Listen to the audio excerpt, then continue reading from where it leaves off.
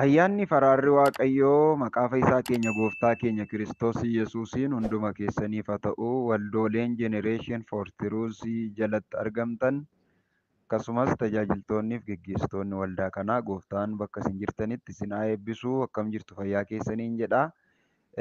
Barumsa yeroo darbe jalqabnee turre. Barumsa mata duree isaa barsiisa sobaa, raajota sobaa fi mallattoo isaanii akkasumallee akkaataa itti of eeggatan kan jedhu jalqabnee turre. Egaa mata duree yeroo jalqabaaf nuti jalqabne dhimma barsiisa sobaa irratti barumsa barataa jiraachuun keenya kutaa duraa kutaa tokkoffaa irratti ni yaadatama. Warra barsiisota sobaa ta'an keessaa muraasa qabxii tokko lama inni ilaaluu jalqabneerra. Isaan keessaa tokkoffaanii fakkeenyaaf kan akka ginoostiksii kan jedhamu. Ginostiizim kan jennu jaarraa tokkoffaa keessa akka inni hundaa'e beekumsatti akka isaan amananii fayyinni namaa beekumsaan ta'a. Biyyi lafaa kun xuraadha. Biyyi hafuuraa qulqulluu immoo jira. Fuudhaaf heerumni waan xuraadha, sirrii miti. Gaaf tokko dubartoonni dhiiratti geeddaramu kan jedhu waan akkas akkasii barsiisa isaanii keessaa waa barannee turre. Akkasumas qabxii lammaffaa irratti immoo Aariyoos kan jedhu bara 250 hanga 336 akka lakkoofsa Awurooppaatti kan jalqabe. Barsiisa isaa keessatti ilmi uumama Waaqayyoo keessaa isa caaluudha jedheetu barsiisaa. Ilmi yookiin Gooftaa Yesuus Kiristoos uumama malee Waaqayyoo miti jedhee akka inni barsiisu walii wajjin ilaallee isaan keessaa akka fakkeenyaatti warri Joovaa Wiitnesii jedhaman yookiin immoo jedhamtu kuni isaan keessa akka ta'an walii wajjin ilaaluun keenya ni yaadatama jechaadha. Innaa guyyaa har'aa qabxii sadaffaa itti fufnee yeroo ilaallu qabxii sadaffaan barsiisota sobaa keessaa tokko kan ta'e Maarsiyoon kan jedhudha. Isa kanatti fufnee barannaarraa mee jalqabaa sagalee Waaqayyoo keessaa iddoo tokko dubbiseetan walii wajjin Waaqayyoon kadhannaa. Kanan dubbisu dubbii Waaqayyoo keessaa jechaadha. Ergaa Yohaannis isa jalqabaa boqonnaa 2 lakkoofsa 18 kaasee kan jiru hanga lakkoofsa 19tti dubbiin Waaqayyoo akkasidha. Nan dubbisa. Ijoollee yeroon kun isa dhumaati. Kiristoosiin kan mormu akka dhufu kanaan dura dhageessaniittu. Ammas warri Kiristoosiin morman baay'ataniiru. Kanaafis yerichi isa dhumaa akka ta'e nu hin beekna. Isaan nu keessaa ba'an malee kan keenya miti. Utuu kan keenya ta'anii nu wajjin ittiin fufu turan. Garuu isaan hundinuu kan keenya akka hin ta'in mul'atuuf nu keessaa ba'anii. Ameen. Hin kadhanna Waaqayyoon. Yaa Gooftaa hundumaa dandeessuu, bara baraan kan jiraattu Waaqayyo Abbaa keenyaa, eegumsa kee, gargaarsa kee, gochaa kee hundumaaf si galateeffanna. Ati Waaqayyoodha, ati Gooftaadha, ati beekaadha, ati danda'aadha, ati jabaadha, ati guddaadha. Gargaarsa kee, gochaa kee hundumaaf galanni siif haa ta'u. Waaqaaf lafa irratti bara amma bara baraatti yaa Abbaa keenyaa maqaan kee nuuf haa ulfaatu. Ati nu gargaartee yeroo kanaan nu geessee jireenya keenya eegdeettaa si haa galatu. Yaa Waaqayyo qalbii si hubatu, yaada garaa si fudhatu ati nuu laadhu. Obboleettii barumsa kana dhaggeeffattu, obboleessa barumsa kana hordofu maqaa Yesuus Kiristoosiin lafa inni jiru hundumaatti nagaa keetiin, lafa isheen jirtu hundumaatti nagaa keetiin, maqaa Gooftaa Yesuusiin ati wajjin ta'i. Yeroof bara keenyaaf hundumaa nuuf eebbisi. Waaqayyo jireenya keenya dhuunfadhu. Maqaa Fayyisaa keenya Gooftaa keenya Yesuusiitiin. Ameen. Waaqayyo isin haa eebbisu. Barumsa keenyatti fufnaa. Mata duree guyyaa har'aa qabxii sadaffaa waa'ee barsiisa sobaa keessaa tokko kan ta'e Maarsiyoon kan jedhu ilaalla. Amala barsiisa Maarsiyoon keessaa waan tokko yeroo ilaallu tokko macaafa kakuu moofaa hin fudhatu. Walumaa galatti dookteriiniin jara sanaa maalidhaa? Hin fudhatan bakka. Kakuu moofaa wanti jedhamu hin jiru. Akkuma maqaa isaatii moofaa akkuma jedhamu sana moofa'eera macaafni qulqulluu inni isin jettanii macaafni kakuu moofaa inni jedhamu sun moofaadha baqqaa aroogee koo ነው አይጠቅምም ከዚህ በኋላ kana booddee hin fayyadu gatii hin qabu jedhanii barsiisu kan isin dhibu. Macaafa kakuu moofaa jechuun garuu isa darbe isa yeroon isaa irra darbe jechuutu hin taane kakuu isa jalqaba duraa kenname jechuudha. Nuti kiristaanonni dubbiin Waaqayyoo bara baraan kan jiraatu, kan hin dabarre, Waaqaaf lafti yoo darbe illee dubbiin Waaqayyoo akka inni bara baraan jiraatu amanna. Kanas macaafichuma dhugaa ba'a. Barsiisa jara kanaa Maarsiyoon keessatti garuu macaafa kakuu moofaa waanti jedhamu hin jiru. Darbeera yeroon isaa irra jedhanii barsiisu. Kanaaf amala akkasii warri qaban jiraachuu danda'u. Caqasaa deemaa ittis of eeggadhaa. Kakuu haaraa keessaa immoo Wangeela Luqaasii fi ergaa Phaawulos keessaa kutaa muraasa kan fudhatanidha. Jarri kun jechaadha. Keessa deemanii macaafa warra filatanii warri kun. Waan isaanitti tolu, waan gurra isaaniitti tolu, waan akkasii keessa deemanii filatu jechaadha. Phaawulos duwwaatu ergamaa dhugaadha malee isheen kan ofumaa jedhaniitu barsiisa namichi kun barsiisa isaa keessatti. Kanaaf Phaawulos duwwaa deeggiraa, Phexros sirrii miti, Yohaannis sirrii miti, Maarqos sirrii miti, Yohaannis sirrii miti akka inni yaadutti waan akkasii dubbata. Wanti nama gaddisiisu tokko yoo jiraate kan biraan Yesuus ni mul'ate malee hin dhalanneedhaan. Argitanii hundi isaanii amalli barsiisa sobaa Yesuusiin ni mormu jechaadha. Yesuus ni mul'ate malee maal hin taane hin dhalanneedhaniitu barsiisu. Du'a isaatiiniti immoo fayyina namaaf bitee dhulaa asitti namatti hin tolu dhugaan fakkaatu.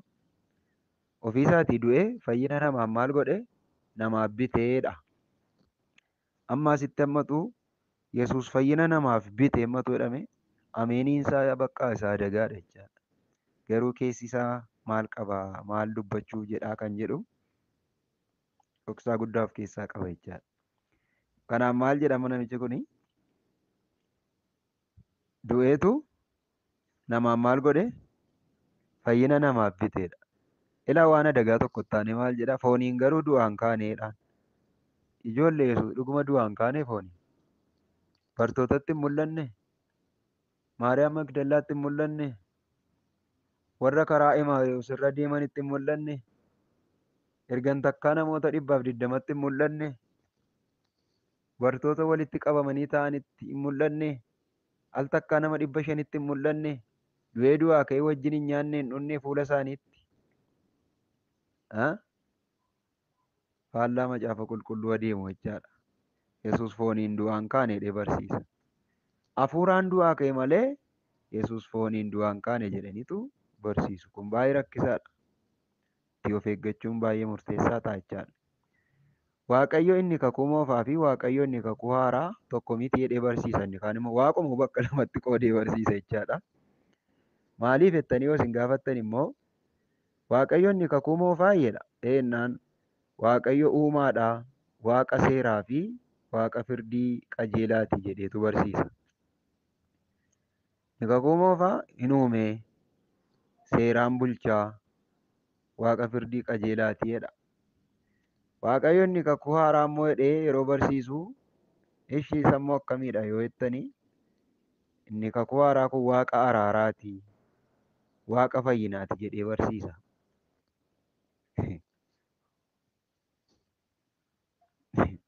Kanaaf wal xaxaaf wal jeeqaa waan hin taane of keessaa qaba. Waaqayyo gooftaan hubannaa nuuf haa laatu. Inni arfaffaan barsiisni sobaa, barsiisa sobaa keessaa tokko kan ta'an warra abdoofshinistii kan jedhamu jira. Abdoofshinist jechuun bara 1906 kaasee akka lakkoofsa Awurooppaatti biyya keessatti kan babal'ate kan hundaa'edha. Abdoofshinistiin ammas Yesuus irratti waan tokko dubbatan immoo Yesuusedha nama malee waaqa miti jedha. Waaqummaa Yesuusin mormanni immoo nama taraadha bakka bishaan dhugee buddeen nyaate namarraa dhalate.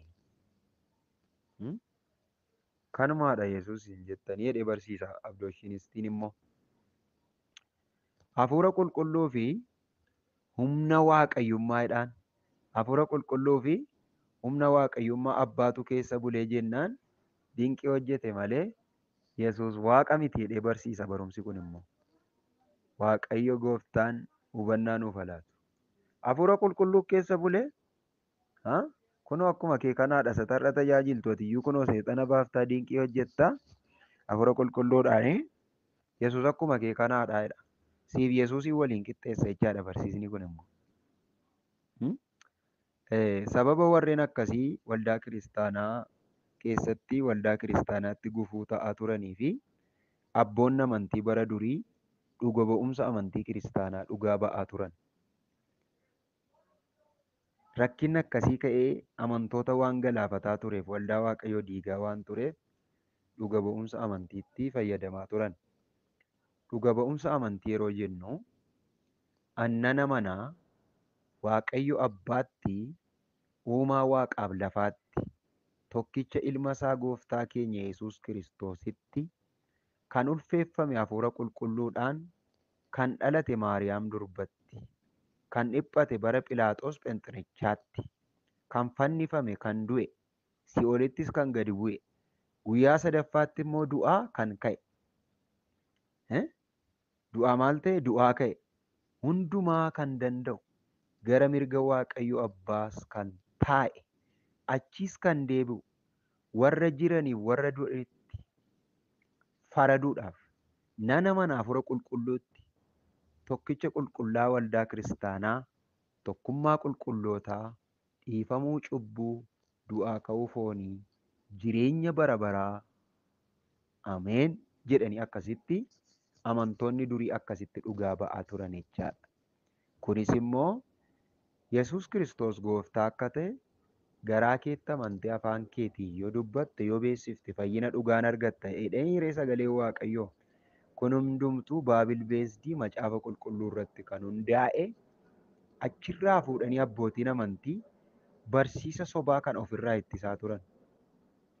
Namni akka inni abbaatti amanu, akka inni ilmatti amanu, akka inni hafuura qulqulluutti amanu, Yesuus immoo deebi'ee akka inni dhufu, akka immoo du'e, akka inni du'e, du'aa immoo akka inni ka'e, gara mirga waaqayyoo immoo akka inni jiru, akka inni immoo deebi'ee dhufu, isa kana dhugaa ba'aa turan jechaadha. Waldooliin kiristaanaa addunyaarra turan durii jechaadha. Har'as akkuma dhugaa ba'umsa kun jiru ni jira jechaadha. Waldoota adda addaa keessatti ni mul'ata. Innaa barsiisni sobaa har'as akka burqaa bishaanii achi as yaa'aa jira keenya. Kanaaf burqaa sobaa kana waldaa keenyarraa kutuudhaaf, amantoota keenyarraa kutuudhaaf, saba keenyarraa kutuudhaaf namoota macaafa qulqulluu hubatanii fudhatan barsiisota gaggaarii waaqayyoon hinuma nuu laata. Warra akkasiirraa barachuun waldaa kiristaanaa keessatti macaafa qulqulluu warra hubatan tajaajilaa sirriin tajaajilaan macaafa barate akka inni tajaajilu tajaajilaan saba waaqayyoo barsiisuu danda'u akka inni tajaajilu goonee amantootarraa soba kana ittisuun ni danda'ama jechaadha. Kan isin dhibu barsiisni sobaa eessaa kaati yookiin immoo barsiisonni sobaa kun barumsi sobaa kun eessaa kaa'enne yoo laallee kutaa jalqaba ani dubbise amma jechaadhaarraa wangeela Yohaannis boqonnaa 2 isa duraa wangeela utuu hin taane ergaa Yohaannis isa duraa boqonnaa 2 lakkoofsa 18 fi 19 irraa maal jedhaa? Ijoollee yeroon kun isa dhumaatii Kiristoosiin kan mormanii biyya lafaatti ba'aniiru baay'ataniiru. Kunis immoo bara isa dhumaatii jedhee lakkoofsa 19 irraa akka jedhu isaan nu keessaa ba'an malee kan keenya miti jedha. Utuu kan keenya ta'anii nu wajjin itti fufu jedhaan. Ilaala kan keenya miti jarri kun nu keessaa kaati immoo. Kanaaf barsiisni sobaa amantoota keessaa ka'a. Kan nama ganu keessumaa ka'a malee bakkeedhaa dhufa miti. Yihuudaan ikkoo warra 12 keessaa tokkodha. Kaasheriidha. Ga'ee guddaa qaba. Nyaateera dhugeeraan gooftaa harkaa dinqii ilaalaa ture. Garuu dhumarratti hojiinsaa isa galaafate.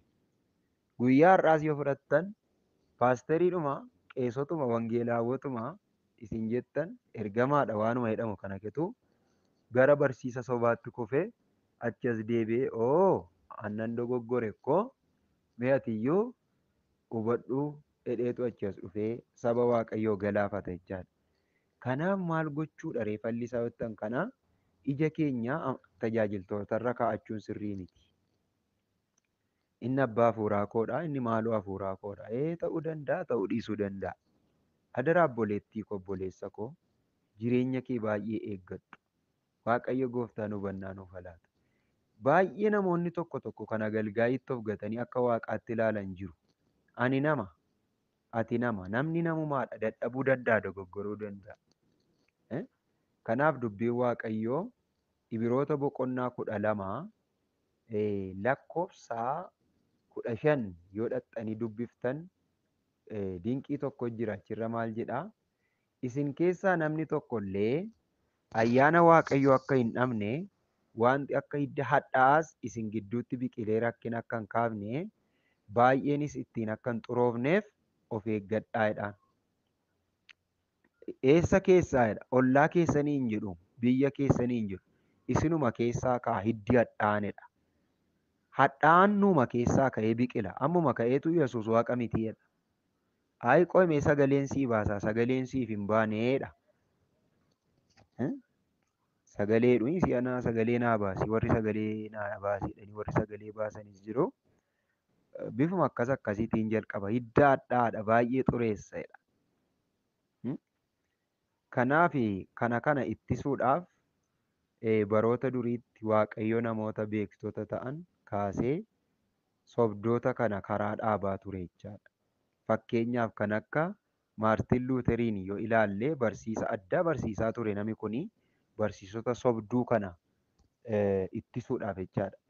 Maartin Luuterii waldaa haaraa dhaabuuf utuu hin taane waldaa kiristaanaa kaatolikii warra Roomaa haaressuudhaaf ture hojiin hojjechaa ture.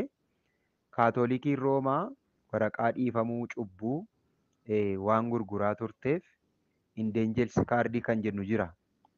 Indenjelsi kaardiin namni waraqata kana bitatee dhiifamuu cubbuu argataa, jireenya bara baraa argata jetteetu waraqata gurguraa turtee jechaadha jara keenya. Kanaafi namni waraqata mootummaa waaqayyootti hin galu jedhe namni kun immoo mormaa ture jechaadha. Kana duwwaas miti. Nama du'eef iyyuu waraqaa ragaa kana yoo bittanii jedhanii barsiisaa turan. Birrii isin bittanii saantima isin ittiin bittanii saantima sana fuutanii booksii yookiin immoo saanduqa keessa gadi yeroo buuftan saantimni sun saanduqa sanatti bu'ee kol jedheera yoo ta'e sagalee yoo dhageessise namni du'e suni si'ol keessaa gara tsiyoonitti darbaa, gara jannatitti darbaa, abidda keessaa gara jireenya bara baraatti darba jedhanii akkasitti gowwoomsanii birrii guurrataa turan jechaadha. Innaa egaa amma saantimnoo sila'uu sibiila mukatti yoo bu'e dhuguma sagalee hin qabu. Sagalee dhageessisee jennaan namni jireenya argata. Kunoo firri kee jireenyatti darbaara dhuga.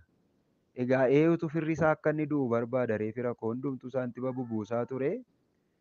Har'as immoo amala dhoffatte malee wanti kun bifa jijjiirratte malee waldoota adda addaa keessa jirti. Egaa isa bal'inaa yoo waaqa yeroo nuu laatee nu jiraachise waliin itti fufnaa. Waan akkas akkasiitu jira ture jara keenya. Waaqayyo gooftaan hubannaa guddaa isaa nuuf haa laatu. Innaa ni jiru jechaadha. Ni jiru. Warri kun warra bara durii akkasitti jeeqaa turan, jireenya dhala namaa jeeqaa kan turan, warroota beekamoo dur saba jeeqaa kan turan warra akkasiiti jechuudha. Warri nuti ilaalle arfan kuni warra duriiti. Har'a immoo eenyu fa'i kan jedhu itti fufnee ilaallasti. Har'a immoo barsiisa sobaa kan barsiisan, dooktirinii jal'inaa barsiisanii nama karaarraa kan kaachisan Who are they today? Har'a eenyu isaan kan jedhu wal faana ilaallame. Har'a moo eenyu isaan yoo jenne tokkoffaa loltoota amantii kan jedhaman jiru laamma yeroo ammaa kana biyya jeeqaa kan jiran. Loltoota akkamii? Loltoota amantii. Face army የኢሚኔት አምባሳደር ወይ ደግሞ የኢሚኔት ወታደር የሚባል ነገር አለ አዱኛ ከነረ ጅራ loltoota aarmii yookiin immoo fees aarmii kan jennu barsiisni isaan barsiisanii kan isin dhibu tokko wanti isaan doktariinii ta'ee itti fayyadaman namoota dhukkubarraa akkasumas immoo hiyyumarraa adda baasuudha kaayyoon isaanii inni guddaan. Tokko namni maal ta'uu qaba? Dhukkubarraa fayyuu qaba namni. Kan biraan immoo maalidha? Hiyyumarraa adda bahuu qabaa jedhuun. Ilaalaa ligaa kan itti dhala namaa fudhatu. Namni koo dhukkuba kan jaallatu eenyutu jira? Dhukkubarraa fayyeennaan ikkoo namni wayii isa kaanii dhuguma ni ilaallata. Hiyyumni isa dhiiseennaan waa birrii argateennaan fooyyeennaan namni maal isa dhibe? Kanaaf dhukkubarraa fayyuutti namanu namni hiyyeessa ta'uu hin qabu. Kanatti namanu kanaaf barsiisu. Biyya lafaatti rakkina qabdu garuu jabaadhaan biyya lafaa moo'inaa jedhe Yesuus. Namni hin dhukkubsata jaallattes jibbites inni hiyyooma rakkata biyya lafaa keessa jira waan ta'eef. Isaan garuu hiyyoomuu hin qabdu ati bakka badhaadhuu qabdaadha. Kanaaf amma nan badhaadha jedhimee nan badhaadha annan fayya jedhimee annan fayya kanaaf caraansisaa oolu jechaadha. Namichi Itoophiyaa kan isin dhibu namni amantii kana hundeesse namicha Itoophiyaa nama Toomaas Mitikkuu jedhamuuniti jalqabee barsiisni sobaa kun. Laa jireenya dhukkuba biyya keenyaa Itoophiyaa beekaa hiyyuma biyya keenyaas beekaa numa keessaa ka'e Toomaas Mitikkuu kan jedhutu jalqabee barsiisa kana. Barsiisni yookiis doktiriiniin waldichaa kan inni irratti hundaa'ee fi kan inni sirriitti irratti xiyyeeffatu addumaan tokko kolfa, lama iyyuu, sadii shubbisuudha. Kolfa yeroo jennu Torontoo isa jennu sana. Iyyuu shouting. Shubbisuu just dancing. Kanaaf amma kolfi ilaalaan kolfa nama shantu kolfa tokko kolfa sadii kolfa ilaalaa afurri kolfaa sirra dhufannee dhamu kuni amantii warra loltuu aarmiiti doktariiniinsaa. Banneerra edaa gola keessaa qabna manaa'uu qabaachuu dandeenya meetti yaadata akka manatti deebi'aa kolfitanii beektu isin kolfisiisee beekaa. Kolfi garmalee maraatummaadhaa jedha macaafni qulqulluun. Kolfii gaggabii dhagaa doktariiniin barsiisa sobaa loltuu aarmii kun immoo. Inni kan biraan lammaffaansaa doktariinii kana keessatti inni guddaan namni tokko kolfuu qaba iyyuu immoo qaba. Isti aandisa balisti isa dhadhii caraanan sana jechaadha. Caraanee nama meeqatu caraanaa jira? Nama meeqatu rakkina kana keessa jira? Gidiraa keessa nama meeqatu jira? Nama meeqatu iyyaa jira? Mee waldaa kiristaanaa ilaalaa si'an. Waldaa kiristaanaa fi isteediyeemii isaa walii wallaalaa jirra. Amma baay'ee rakkanneerra bakka dhugaa waaqayyooti kun. Waldaa kiristaanaa ta'ee fi isteediyeemii iddoo tapha kubbaa namaan galu yeroo ammaa kun. Hundumtuun fooricha. Fooricha bakka hin siisaa hin iyyaan caraanaa hin kolfan maraata. Adaraa itti of eeggadhu. Inni kaan shubbisuudha. Shubbisuun kun amma akka aadaa isaatiitti akka amantii isaatiitti akka haala istaayilii faarfannaa sanaatti namni akka sochii isaatti waaqayyo yoo waaqesse rakkoo hin qabu. Garuu sirba garmalee daansii garmalee iddoo aarsaatti waldaa keessatti walitti sirbuu shubbisa kun doktariinii isaanii keessaa isa tokkodha. Jedhi shibshabaa ክብሩ ለእግዚአብሔር ነው ይላሉ። ulfinni isaa kan waaqayyooti jedhu garuu walii isaaniitti sirbu kan isin dhibu. Kanaaf barsiisni loltuu aarmii kun baay'ee nama gaddisiisa. Yeroo ammaa kanas waldaa kiristaanaa fudhateera. Tajaajiltoonni baay'een hin iyyisiisuun, kolfisiisuun, shubbisiisuun hin maraachisu. Kunoo akkas ta'aa jirra. Adaraatti yoo of eegganne gaariidha. Inni kan biraan maalidha? Akka hafuurri nu godhe taana malee seerri hin jiruu jedhu. Akka hafuurri nu godhe taana. Garuu sagalee Waaqayyoo yoo ilaalle sagaleen Waaqayyoo maal jedha sagaleen Waaqayyoo maal jedha jennee yoo ilaalle waan adda. Akka hafuurri qulqulluun nu godhe taana inni jedhamu kun yeroo baay'ee rakkina qaba. Akka hafuurri qulqulluun nama geggeessitti geggeeffamuun baay'ee gaariidha. Ta'uu qabas. Garuu mee hafuurri qulqulluun Waaqayyoo miti yoo gaaffii ani qabu mee amma? Hafuurri qulqulluun Waaqayyoo miti mee itti yaadaa isin? Waaqayyoodhaa mikkoo? Waaqayyo yeroon kabajuu yeroon eeguu? Seeran beekuu seeran eeguu? Waaqa sibirii miti Waaqayyo? Sabbaan arge nu gowwoomsitu kanaa macaafni qulqulluun keenya maal jedha laata? Qorontos isa jalqabaa boqonnaa 14 lakkoofsa 33 fi lakkoofsa 40 dubbisaa dhaggeeffadhaa laa kunoo akkas jedha dubbiin Waaqayyoo. Qorontos isa jalqabaa boqonnaa 14 lakkoofsa 33 fi lakkoofsa 40 irraa akkas jedha duraa duubaan nan dubbisa. Waaqayyo ofii isaatii Waaqayyo nagaati malee Waaqayyo sibirii hin qabne miti. Akkuma waldoota warra Waaqayyoof qulqullaa'anii hundumaa keessatti ta'uudha. Argitanii? Waaqayyo Waaqa nagaa Waaqa sibiriitiidha. Egaa fooricha foorinyee iyya iyyinee sirba sirfinee gangalannee kolfinee Waaqayyo nama maraachaa? Itti yaadi.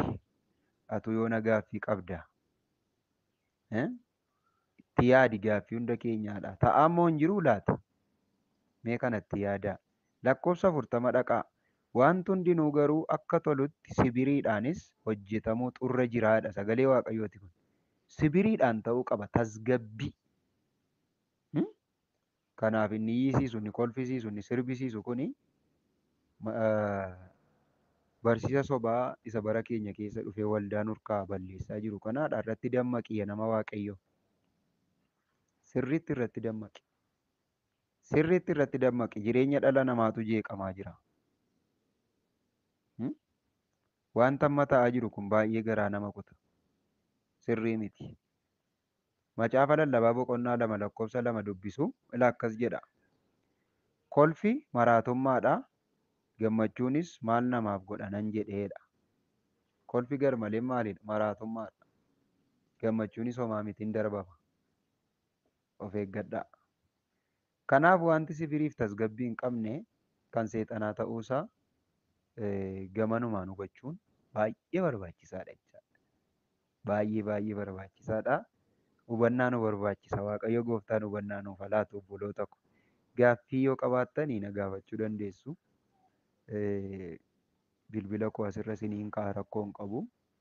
Gaafachuu dandeessu qaamaan bilbiltanii keessaanis sagalee kaa'uudhaanis bilbilaanis amma Waaqayyo nu hubachiisee wal hubachiisuu dandeenya. Baay'een beeka baay'een baradhe miti garuu akka biyya lafaatti tiyooloojii sagalee Waaqayyo macaafa qulqulluu kanaa baachileer tiyooloojii isaa baachilerii isaa Waaqayyoof galatu baradheera.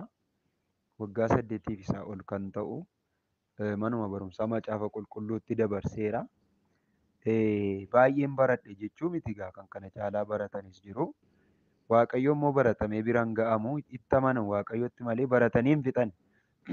Kanaafi waan gaaffii isinitti ta'u wal gargaarraa jedheetan dubbachuu yaale. Waaqayyo hubannaa nuuf haa laatu. Egaa maal fakkaata laata?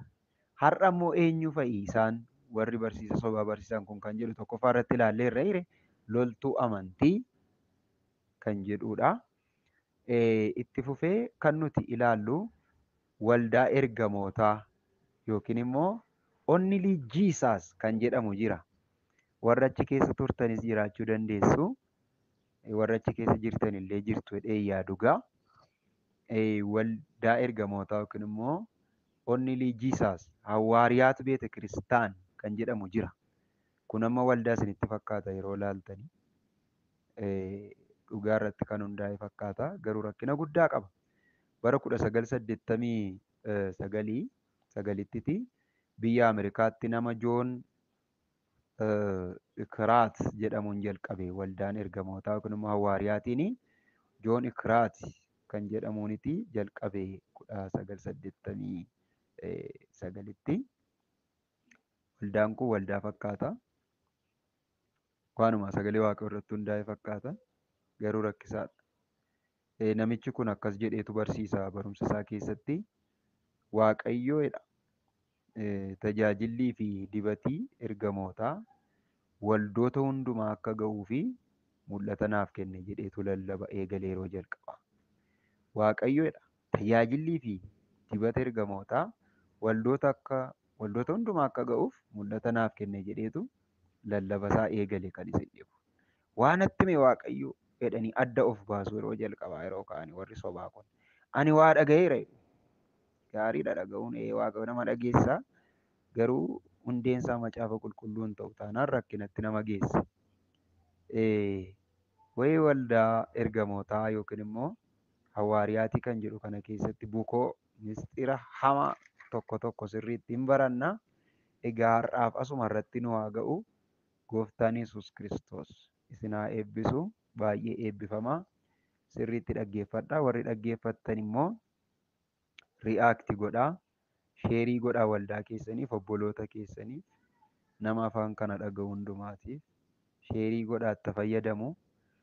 Hadaraa wal oolchaa, badiisa wal oolchaan isiniin jedhaa. Waaqayyoo isin haa eebbisu. Baay'ee eebbifamaa ulfaadhaa. Asitti ergan kana cufee hidhee booddee lakkoofsaan addan irratti bilbila koo isiniin ka'a. Warri gaaffii qabdan gaafachuu dandeessu. Yeroo gaarii qabaadhaa. Gooftaan isin faana haa ta'u. Isinan jaalladhaa, isinan kabajaa. Yoo Gooftaan dhufa ture deebinee barumsa kana torbeetti fufnaa. Yoo dhufe immoo tole mootummaa isaa keessatti wal argina. Yeroo gaarii nuuf haa godhu Waaqayyo hunduma keenyaa fi maqaa Fayyisaa keenya Gooftaa keenya Yesuusiitiin. Ameen.